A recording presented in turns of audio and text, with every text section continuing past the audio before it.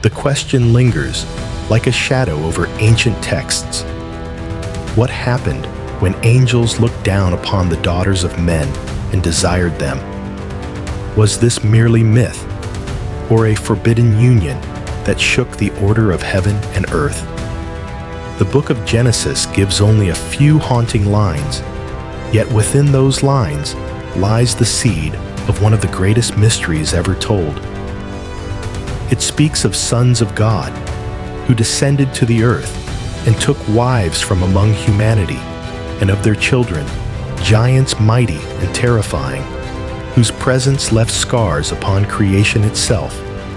These children, later called the Nephilim, were not born of the will of God, but from the desire of beings who abandoned their place in the heavens.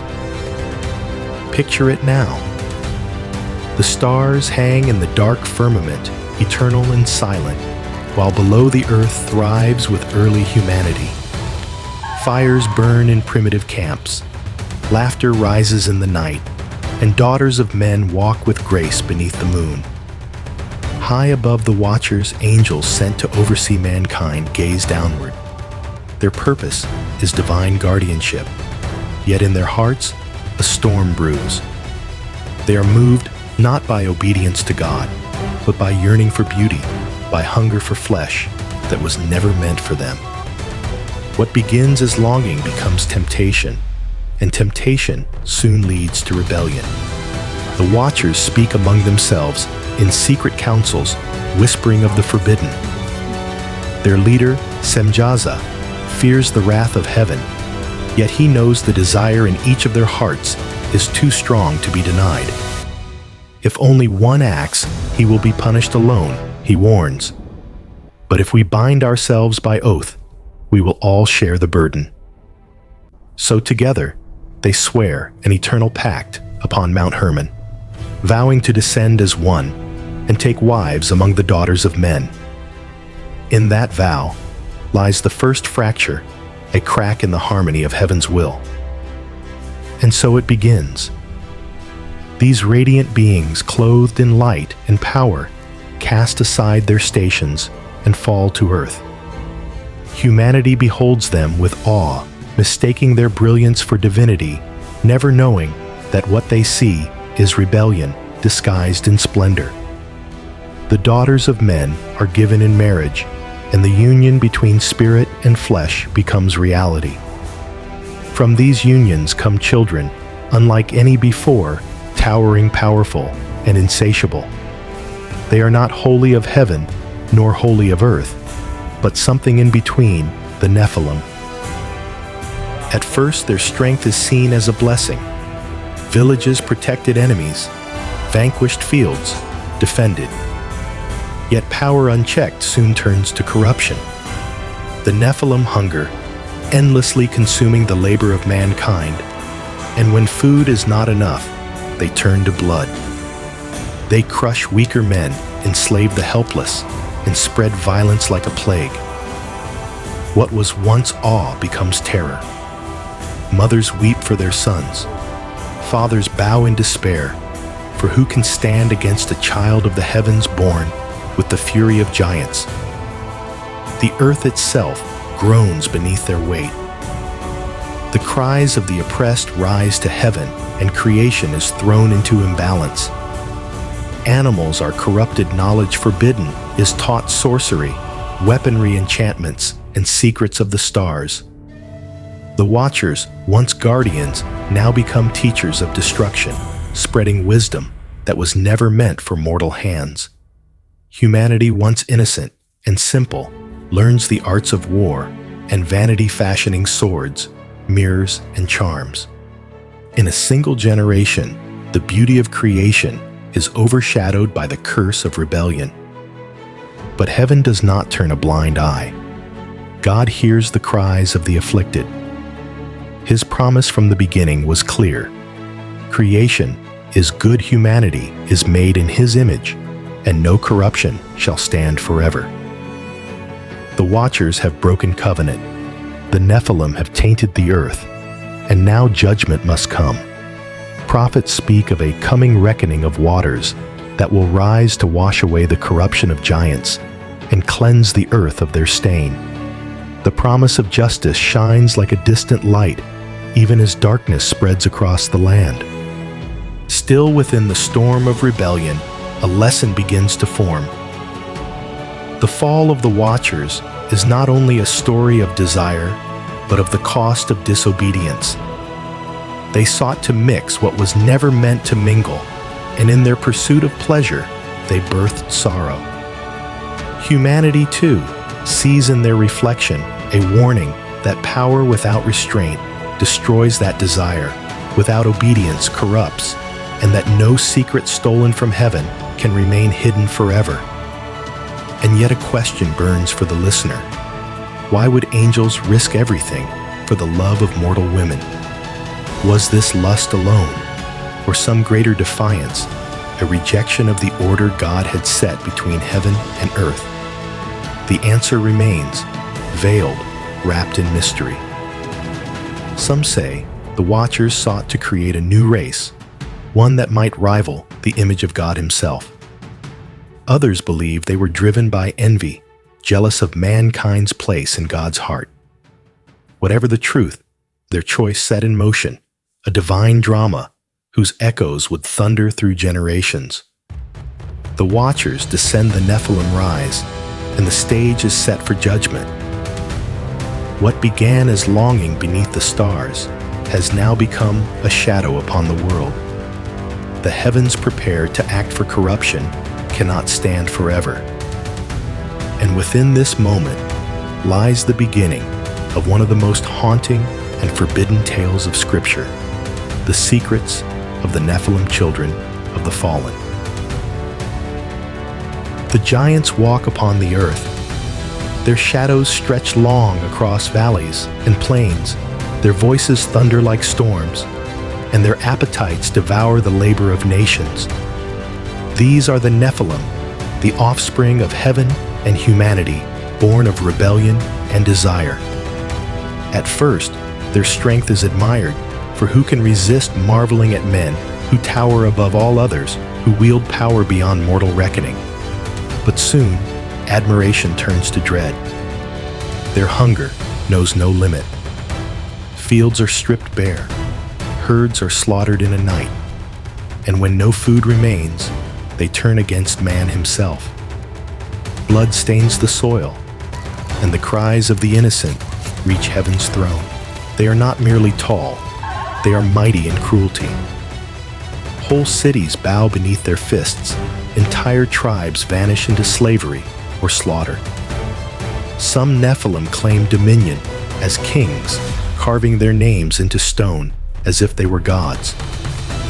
Others wander as warlords, leaving only smoke and bones in their wake. Their mothers, once praised for bearing children of angels, now hide their faces in shame, for the very sons they bore have become monsters, the Watchers. Their fathers stand at the edge of this ruin, teaching yet more forbidden arts. Azazel reveals the forging of swords and shields, and soon mankind's hands are stained with iron and fire. Others teach enchantments, potions, and charms, opening doors to spirits and shadows never meant to be invoked. The daughters of men adorn themselves with jewels and paints, learning vanity from their fallen husbands. What was once the simplicity of creation is now drowned in artifice and war. Humanity is armed with knowledge, but that knowledge is a curse, not a gift. The earth groans beneath this weight. Rivers run red, forests are stripped bare. Beasts are twisted in strange forms. Even the air seems heavy with corruption. The angels in heaven behold the ruin with sorrow. Michael, Gabriel, Raphael, and Uriel look down upon the suffering world and plead before the throne of God. "See what has been done," they cry. "The children of men perish. The Watchers have defiled their calling. The Nephilim devour the earth. Must not justice be done?" And God answers. His voice shakes the heavens and declares judgment. Bind the Watchers who have betrayed their station. cast them into darkness until the day of judgment. Cleanse the earth of their children, for they are not of my creation, nor shall they remain. At his command, the archangels descend like fire upon the mountain peaks. Chains not forged by human hands bind the fallen, dragging them into pits of shadow where they remain until the final reckoning. Their cries echo in the deep, but their rebellion is silenced. Yet the Nephilim remain, their armies vast, their cruelty unmatched. For them, another judgment is prepared, the waters of the great flood. Noah, a man righteous in his generation, is chosen as the vessel of salvation. While the world mocks him for building an ark on dry land, heaven weeps and waits for the day is coming, when rain will fall without ceasing, and the waters will rise to wash away all corruption. Still, even as the flood draws near, the Nephilim continue their reign of terror. They boast of their strength unshaken by prophecy. They strike at villages, drink deep of blood, and laugh at the weakness of mortals. Yet a shadow grows around them. The skies darken with a heaviness they cannot explain. Thunder growls like a warning, and the earth trembles beneath their feet. For all their power, they cannot see that their end is already written, and in this, a deeper meaning lies. For the story of the Nephilim is not only about giants and violence, but about the danger of unrestrained power. They were born of desire that defied God's command, and from that desire came destruction. Their very existence teaches that when boundaries set by heaven are broken, the consequence is always chaos. Humanity, too, must learn this lesson. What is taken without God's blessing, what is gained outside His will never bring peace. It brings only ruin. Yet even here, amid the terror, a glimmer of promise remains. For while the Nephilim destroy, Noah builds. While the watchers fall, heaven prepares deliverance. The judgment of God is not merely destruction, it is also salvation for the righteous. And so, the great paradox of the Nephilim's tale emerges. Their rise brings terror, but their fall brings hope.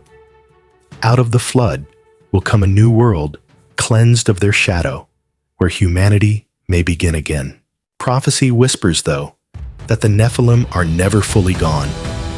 Echoes of them linger in the giants that Israel faces in Canaan, the Anakim, the Rephaim, the sons of Anak, whose stature terrifies spies. Legends across cultures speak of heroes, demigods, and titans, all shadows of that forbidden union. Some say their spirits cut off from bodies by the flood wander as unclean demons seeking rest but finding none.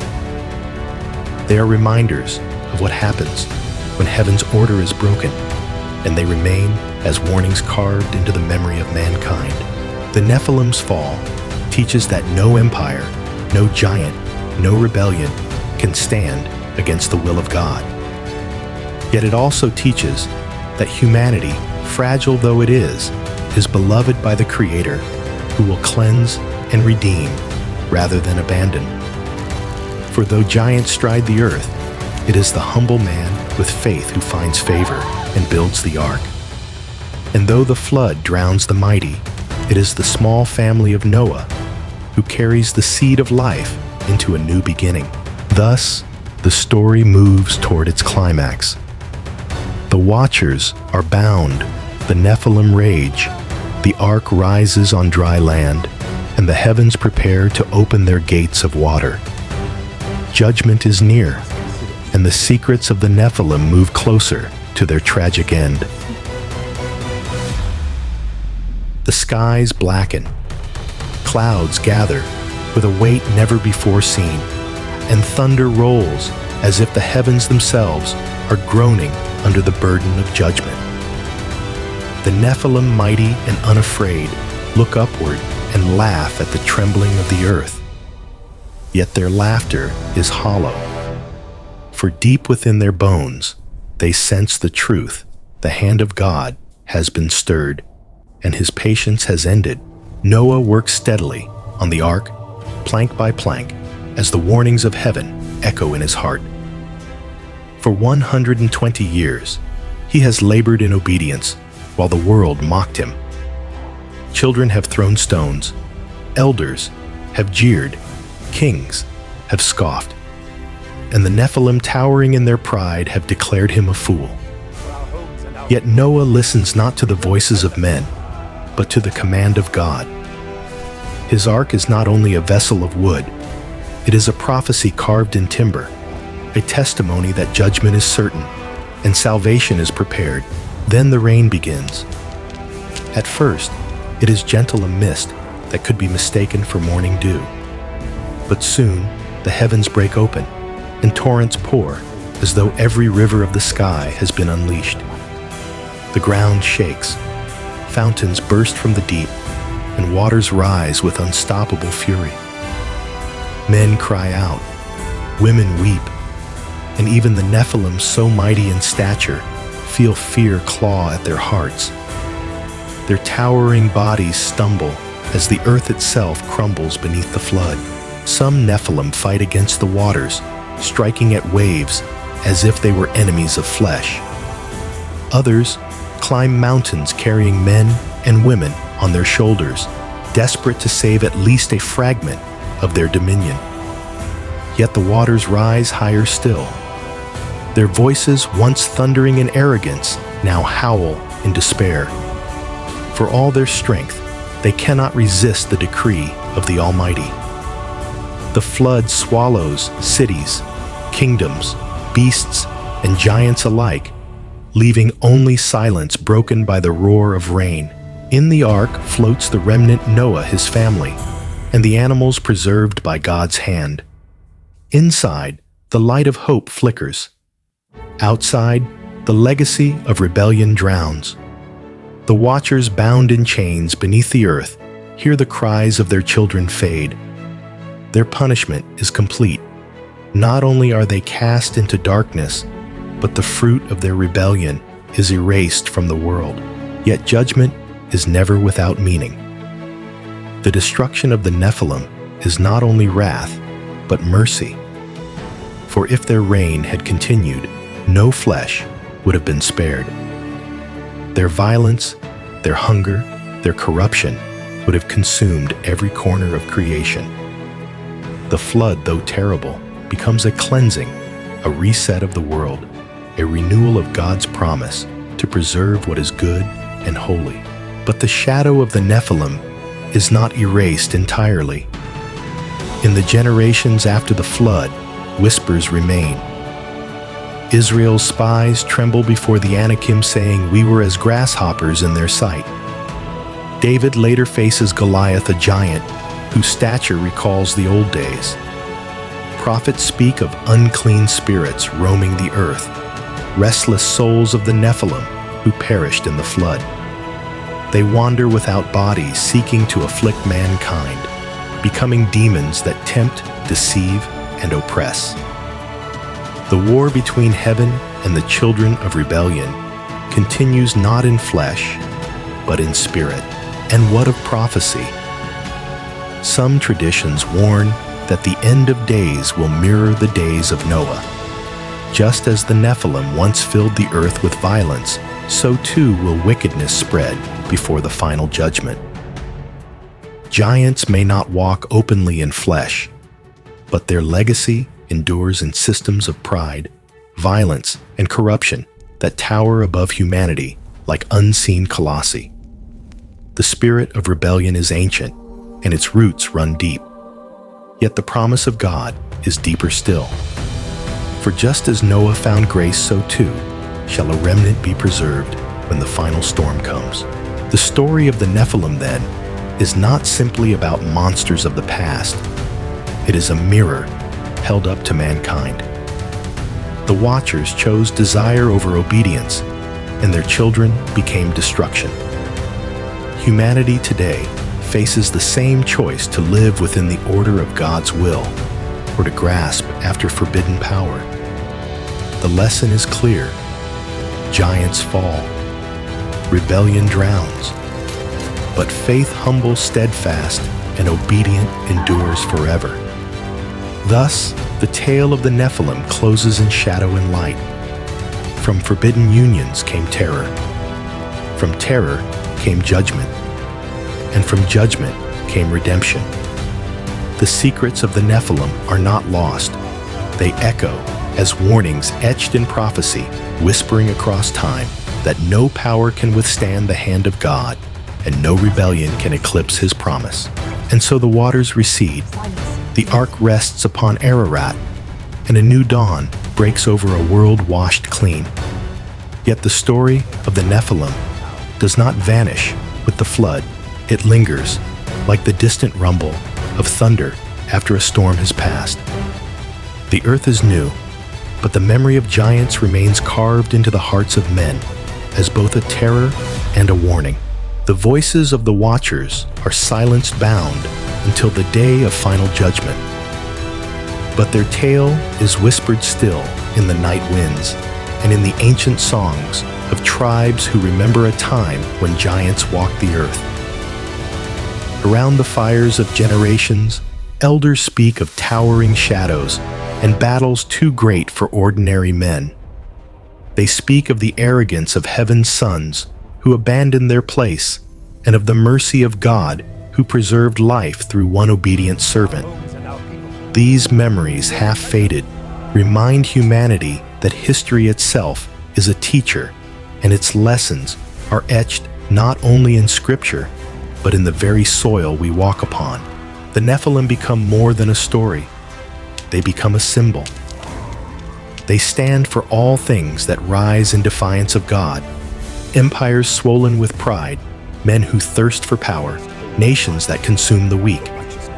They remind us that what grows too tall, without roots in righteousness, will always fall. Just as the giants were swept away by waters, so too shall every arrogance be humbled, every false kingdom be dissolved, every proud heart be bowed before the throne of the Almighty. Yet the story also carries a softer lesson, one hidden beneath its shadows. For in the midst of ruin, God remembered Noah, and through him, he remembered all creation. Even when judgment falls, mercy flows within it. Even when giants perish, the small and faithful are preserved. This is the heartbeat of the tale, not only that rebellion is punished, but that obedience is rewarded, and that love endures beyond wrath. Imagine the ark, rocking gently upon the waters, while chaos reigns below. Inside, the laughter of children, the lowing of animals, the prayers of a man who dared to believe. Outside, silence and ruin. That image is a promise, though the world may rage, though giants may rise, though corruption may choke the earth, God's hand can still lift up the humble and carry them through the flood. And so the Nephilim, children of the fallen, leave behind more than bones and broken legends. They leave behind a question whispered to every generation. Will you walk in rebellion or in obedience? Will you reach for forbidden power, or will you wait upon the will of God? Their fate is written as a warning, but also as an invitation to choose differently, to walk in faith, to live in a way that honors the Creator rather than defies Him. In the end, the giants fall, but the lesson remains standing. Humanity does not need to fear the shadows of ancient titans, for greater than any giant is the God who rules heaven and earth. And greater than any rebellion is the love that remembers, redeems, and restores. The Nephilim are secrets no longer. Their story is unveiled as both history and prophecy, as a dark chapter and a shining reminder. Let the listener take it to heart. For though the world may once again grow violent, though corruption may spread, though giants may rise in other forms, the promise endures that those who walk with God will be preserved, and that no shadow, however tall, can stand against the light of his eternal truth. And so, we close this story in reverence. The voices fade, the storm quiets, and the waters lie still. What remains is the whisper of eternity, that heaven rules, that giants fall, and that faith endures forever.